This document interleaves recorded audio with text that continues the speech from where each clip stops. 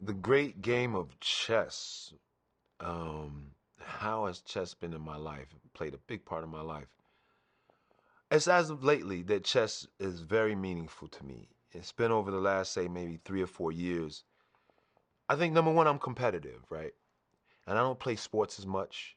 And I don't compete as an actor. I'm not looking at us. I'm like, if you and I are doing a scene right now, I wouldn't look at us as competing. And lots of actors do, by the way.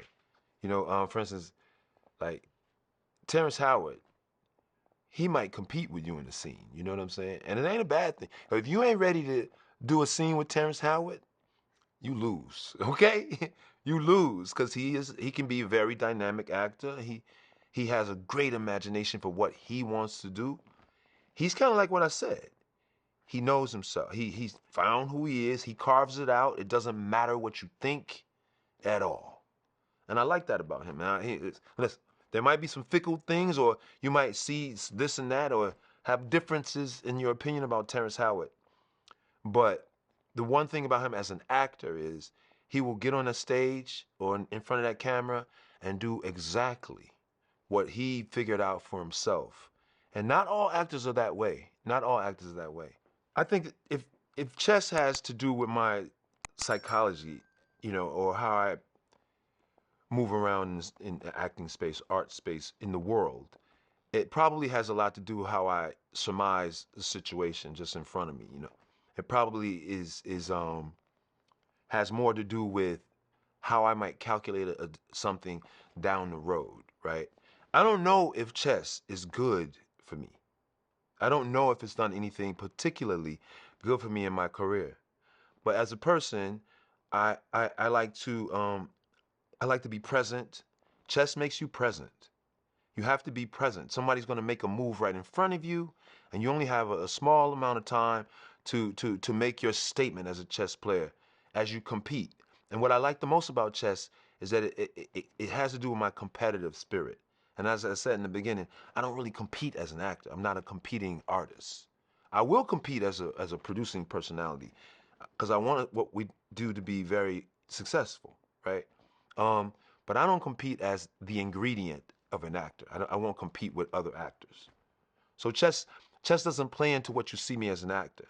Um, that is learned skill that come from, I spoke about the teachers who taught many of us.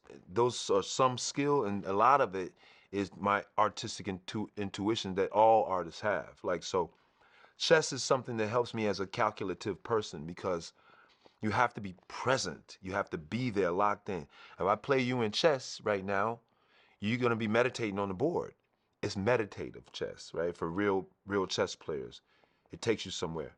But it's not like I was saying before. It's not chess is not any kind of measure of intelligence. Um, it just isn't. My spiritual core is very, very, very important to me. I don't see myself as very religious, although I grew up, um, you know, in Baptist as a Christian, I should say. My mother being a Baptist churchgoer, but once I turned, you know, 5'11", my mother couldn't tell me to go to church no more. Okay, and I was 5'11". I think I was 13. So no more church. But I was one of those people that would ask questions about church and God and like, tell me more, cause where were the dinosaurs and all this kind of stuff, right? Um, I did that probably so much that I really rely more like the spirit of a person can be any religion. It's most important to have a grounded spiritual core than it is a particular religion. Okay? Religions can separate and become almost like gangs. I'm Muslim, I'm I'm Christian, I'm Jewish, I'm something else. And they might have conflict because of that. But spirituality is what they all need. All religions, religion without spirituality, what is that? What is religion without spirituality? Like, I tell you, it's very lucrative, is what it is. Religion, it can be very lucrative for the people who put on their religious performances, right? So it's important for people who are religious to gauge how spiritual the personality is that they're listening to. My mother goes to church and has a pastor that's like my brother's age. And I went to the church a couple of times and I thought, like, I don't want this dude teaching my mom. Okay?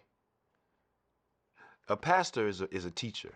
A parent is a teacher. Those are teaching word. It means teaching. Pastor is a teacher of whatever, whatever religion that it relates to. Christian. A Christian teacher is a pastor. And so he's teaching my mom, and he's trying to reach the spiritual core of others so that they can be guided in the ways of the word, right? And that's very dangerous to me. It's just dangerous. Words make spells happen, right? We actually do spell words. We take symbols. A, B, C, D, E, F are symbols. Love. I can just say Love and something can happen. And I didn't even say the word, but I just spelled it out. It's like you can meet a young lady and, 3 days later be feeling like, I love you. And she may feel pressed to say it back because she had a little inkling of whatever the feeling is. I love you too. And now you're off on a whole nother journey due to like the words. So I don't like, I gotta approve of who teaches my mom spiritual things. And spirituality is very important to me. Manifestation. How one manifests what they are seeking or even have dreamed about. To me, it really is something in that term, like you manifest destiny. Like that's what I've done. I was 9 wanting to be an actor. I said I'm not gonna do anything else, and I really didn't. I never had a job. A regular job. I wrote my mother $1 million check, like everybody did. I've spent that on my mother. She didn't cash it in, though, I couldn't let her cash it in. I'm like, no, you're not cashing this in. But I've spent that on her over. Me and my brother both, right? So those are destinies. Make the destiny and then manifest it by knowing who you are or finding yourself, as I said earlier, and staying on your path. Because that's where your destiny leads you, right? You're on your path and you know yourself well enough not to be guided by other people. The main thing is to know yourself well enough to build so much like personal intelligence about yourself that you built so much trust in yourself and actually love yourself. The verb love yourself. So read some stuff, study some stuff, eat something good for you, do some working out, do some push-ups. All that strengthens you as a person and even strengthens, in my opinion, these are all just my opinions, but your spiritual self. The love of oneself is super important. And you're loving yourself if you drink water instead of, of a Coca-Cola or something. You're loving yourself if you got enough sleep. It's a verb. It requires an action. So you love yourself when you actually do something good for yourself. And to me, those are very important things in building a character, a personality, right? Because we all govern who we become. We just might not know it. And if you're not put in the time to know it, then you might not be governing what you became. You know what I'm saying? So this is Wood Harris, and you are checking out 24/7 HH. Peace.